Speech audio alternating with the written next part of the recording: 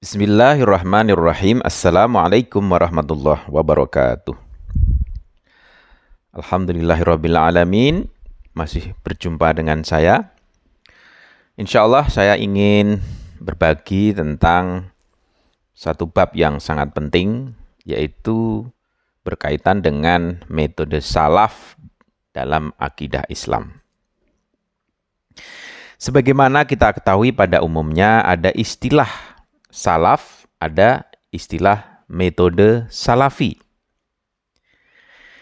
Di mana metode salaf itu pada umumnya dimengerti atau dipahami sebagai satu pembahasan agama, satu pembahasan akidah, satu pembahasan fikih yang mengambil makna lahiriah dari Al-Quran dan Sunnah dan tidak menggunakan penalaran logis dan pembahasan teoritis pada pengertian serta objeknya. Sekali lagi, pada umumnya metode salaf dipahami sebagai pembahasan agama, akidah, fikih di dalam Islam, di mana ketiganya itu diambil dari makna lahiriah Al-Quran dan Sunnah dan tidak menggunakan penalaran logis dan pembahasan teoritis pada pengertian serta objeknya. Kemudian ada informasi lagi, ya. Mereka itu maksudnya adalah yang bisa dikategorikan dengan menggunakan metode salaf, menisbatkan sebaliknya ya, metode penalaran dan takwil terhadap pengetahuan agama sebagai metode khalaf atau orang-orang belakangan. Nah, pengertian ini diambil dari Al-Manar jilid 1 halaman 252. Nah, bagaimana akurasi dari pemahaman yang kita ketahui, apakah benar atau salah? Untuk mengetahui kebenaran dan kesalahannya, kita perlu secara lebih detail lagi masuk pada pembahasan yang pertama, siapa yang dimaksud dengan salaf? Yang kedua adalah bertanya, bagaimana metode itu, yaitu metode dalam kerangka misalnya mengenal Allah dalam ayat dan riwayat, dan juga berhubungan dengan sifat-sifat Allah Subhanahu wa Ta'ala. Siapakah salaf itu? Kita mulai pada pembahasan yang pertama. Dari sisi bahasa, salaf artinya terdahulu. Ya. Sementara ini ya, pembahasan misalnya seperti sifat-sifat Allah dan seterusnya adalah istilah kalam. Ya, ada di dalam ilmu kalam. Kalam itu sendiri bisa diartikan mazhab, aliran ataupun agama. Kemudian kata salaf tersebut ya merujuk pada para sahabat, para tabi'in itu pengikut para sahabat, dan tabi'in, pengikut tabi'in. Ada 3 level. Jadi salaf maksudnya adalah para sahabat Rasulullah SAW, para tabi'in, pengikut para sahabat, dan tabi'in, pengikut tabi'in. Nah, kapan itu masanya? Yaitu ketika ulama Islam pada 3 abad pertama Hijriah, ya, itu disebut sebagai salaf. Namun ada kalanya para tabi'in pertama, ya,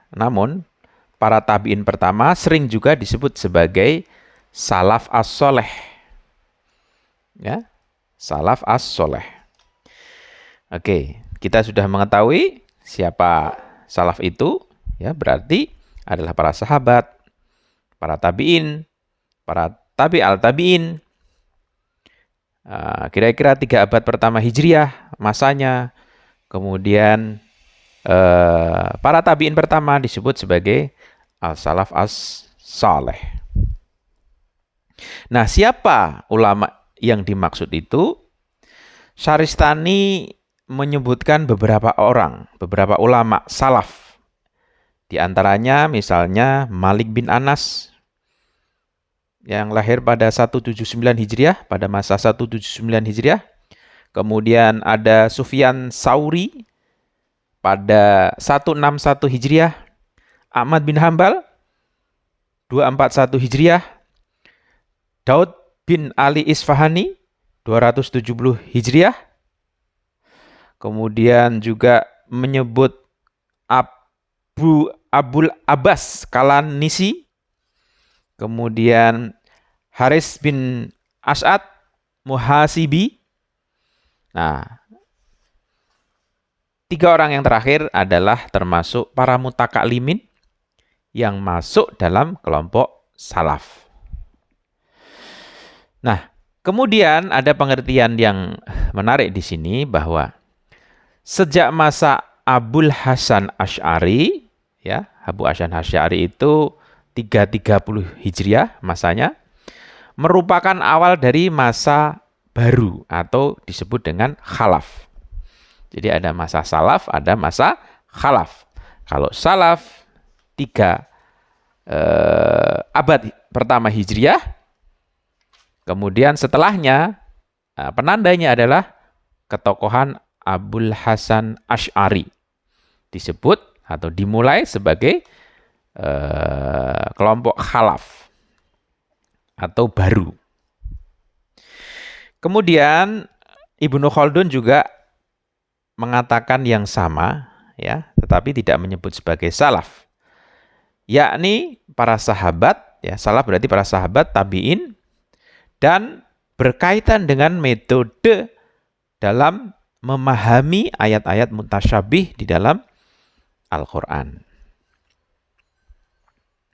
Kemudian ada berapa metode?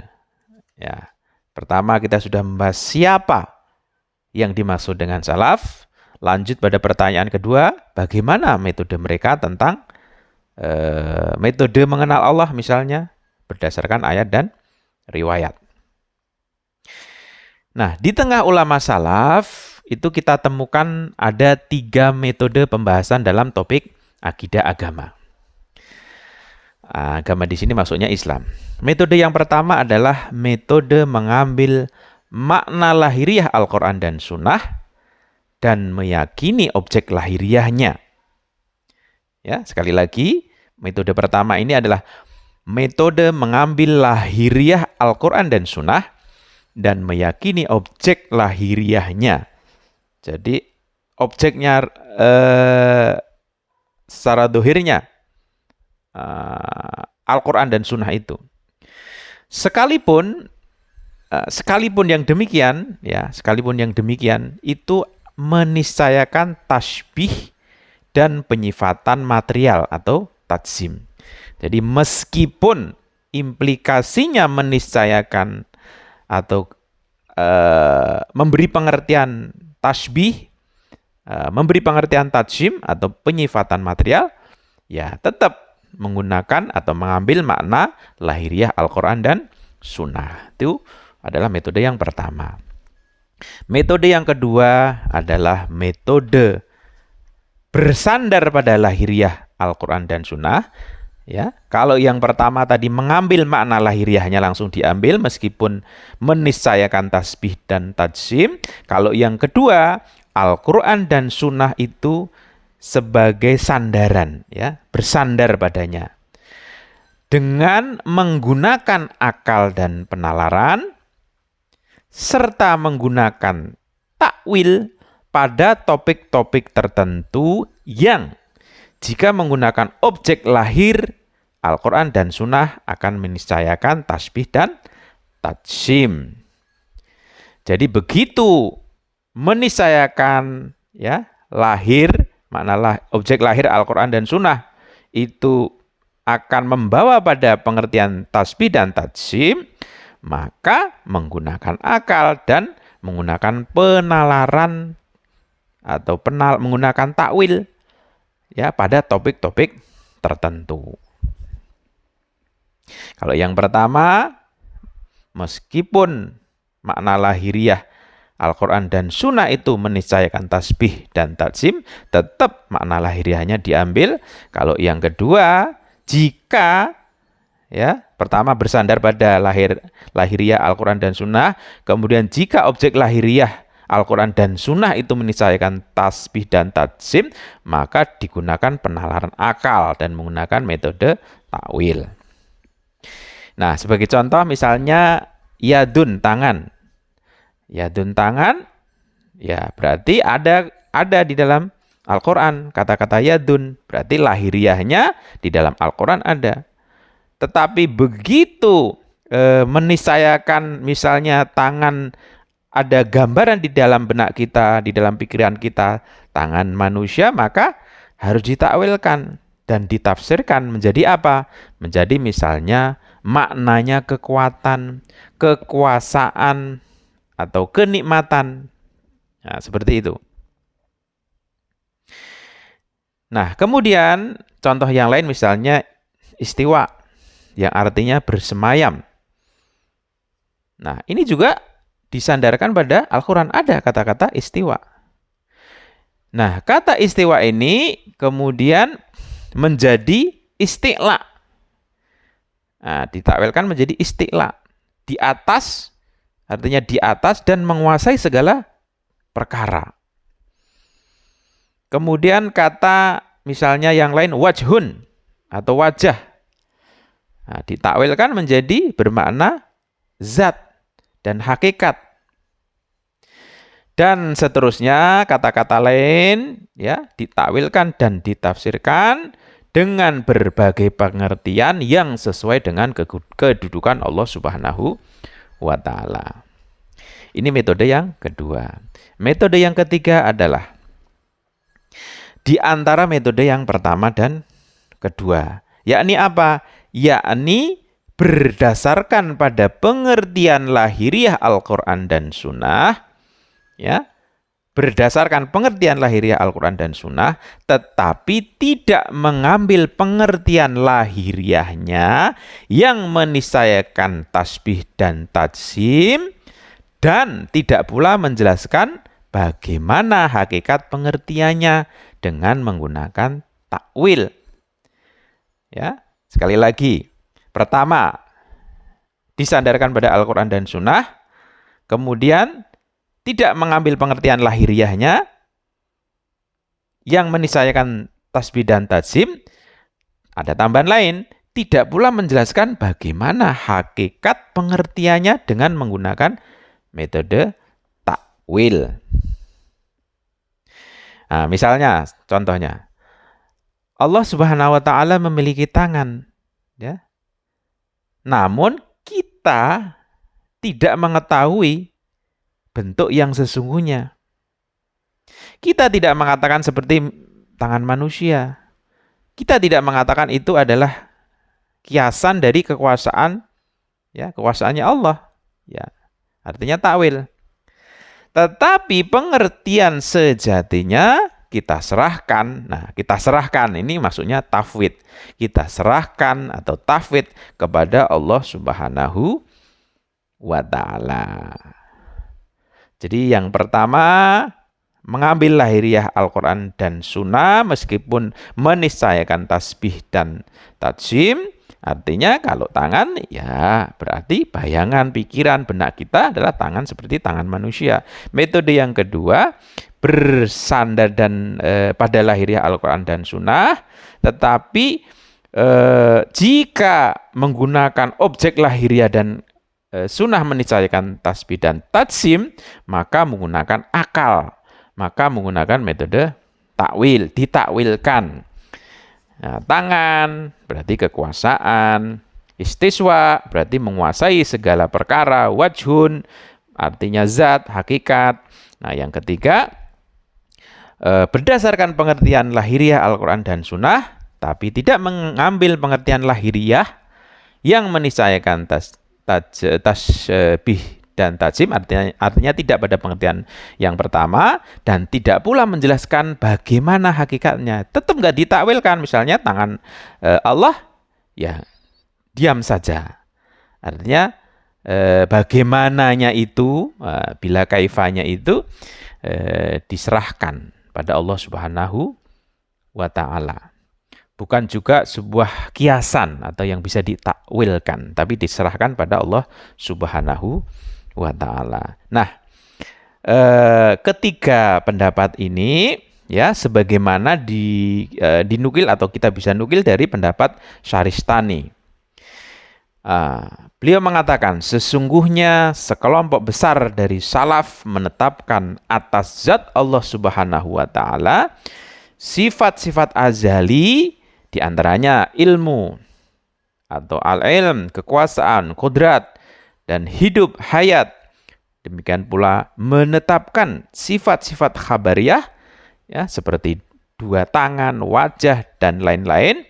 Yang pertama, ya, dari tiga tadi. Yang pertama, dijelaskan lagi oleh Syaristani, ada sebagian salaf yang berlebihan dalam menetapkan sifat Allah Subhanahu wa Ta'ala hingga sampai menyerupakan dengan sifat-sifat makhluk. Artinya melakukan tasbih, ya, sesuai dengan pendapat pertama, metode pertama. Yang kedua, ada di antara mereka yang menakwilkan sebatas masih dalam lingkup pengertian kata-kata atau lafaz. Nah, berarti yang kedua.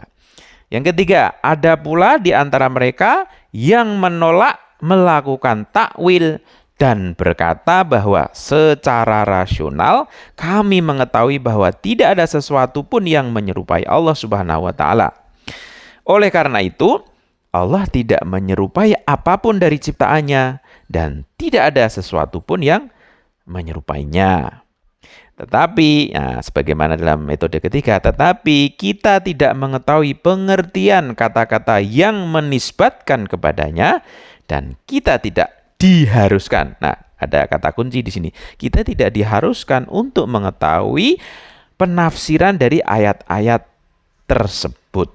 Nah, kata-kata Syaristani ini bisa kita cek pada kitabnya Al-Milal wa Al-Nihal, ya. Jilid 1 halaman 92 hingga 93.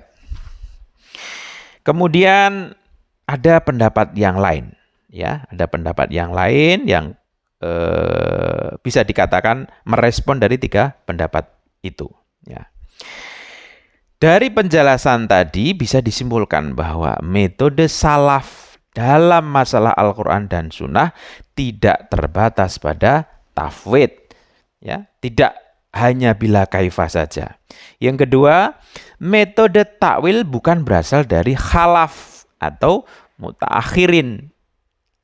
Ya, tadi kan dinisbatkan batasnya, ya, Hasan Asy'ari, ya. Nah, dari tiga metode itu artinya bisa disimpulkan bahwa metode takwil bukan berasal dari khalaf atau mutaakhirin atau ulama belakangan, tapi telah ada di tengah salaf atau ulama terdahulu. Artinya apa? Metode para sahabat tentang ayat dan riwayat yang berkaitan dengan akidah adalah metode tafwid. Dan metode ini menjadi kesepakatan bersama hingga abad ketiga Hijriyah. Nah, ada juga yang berpendapat bahwa berkenaan dengan itu ada yang mengatakan positif, ya, positif setuju dan negatif. Yakni apa? Yakni tidak cukup hanya dengan menolak tasbih, ya. Tidak hanya cukup menolak tasbih, tapi melakukan penalaran terkait dengan ayat-ayat sifat-sifat Allah Subhanahu wa Ta'ala. Dan benar bahwa metode mayoritas sahabat dan tabi'in dari salaf adalah metode tafwid. Mayoritasnya adalah tafwid. Kemudian pendapat pengarang Al-Manar, Rasyid Ridho, sesuai dengan pendapat gurunya, Muhammad Abduh, setelah menyifati metode salaf dengan tafwid, kata beliau, setelah menyifati metode salaf dengan tafwid dan metode khalaf dengan takwil, ya, pendapat beliau ya, ia mengingatkan bahwa di tengah para imam ulama salaf seperti Ahmad bin Hambal dan lain juga sudah diketemukan metode takwil. Nah, demikian, semoga menjadi wawasan dan bermanfaat. Sekian, wassalamualaikum warahmatullahi wabarakatuh.